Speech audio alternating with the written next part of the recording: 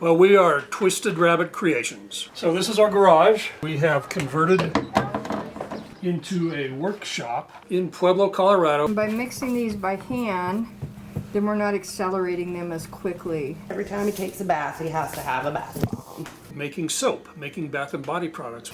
You have too much liquid, they won't stick together. If you have not enough liquid, it'll stick together. So Twisted Rabbit was hatched on the beaches of Costa Rica. When I retired, we moved to Costa Rica for 2 years. But I wanted something to do. I told Angela I could only walk on the beach and drink so much beer.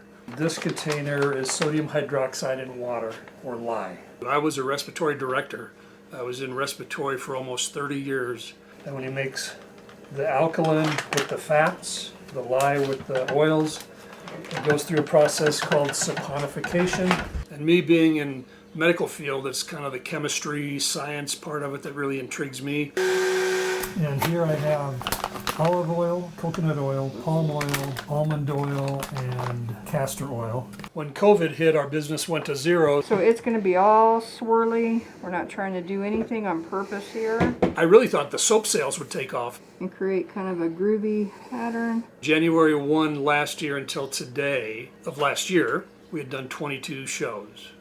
As of today for this year, we've done 1 show. After our 1 show in January, our cash flow went to zero. Pivot is an interesting word in business in this climate, in changing climates. Agility, thinking of a football player, how agile they are, they can move and adjust to the situation. I think in business, you have to be able to do the same thing. And for us, we pivoted.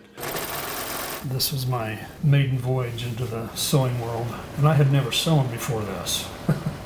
We pivoted from making bath and body products to making face masks for the COVID pandemic. Angela, my wife, is quite the seamstress, and as she was doing this, I thought I've got to be able to do something to get in there and help. Unfortunately, in these days, if you have to go out and you're in a suit, you still have to wear a mask, so these are nice fit for that. It's a design after a surgical mask in the hospital. We figured we could do 10 to 15 an hour. We went 76 days, I believe it was 76, 77 days, without a break. And there were days that we did 17 and 18 hours just to keep up with the demand. Our really initial goal was, what can we do to help? However, we weren't in a position where we could donate them. In order to keep this going, we have to be able to make a little bit of money. So 3 for $10, $3.33 a mask. They're high quality masks, they're double layered, they've got a pocket in the back for an additional filter if you so desire. It's very important to me as a respiratory therapist to be able to provide something that will hopefully prevent a family, an elderly, a young person from contracting this disease is very important to us.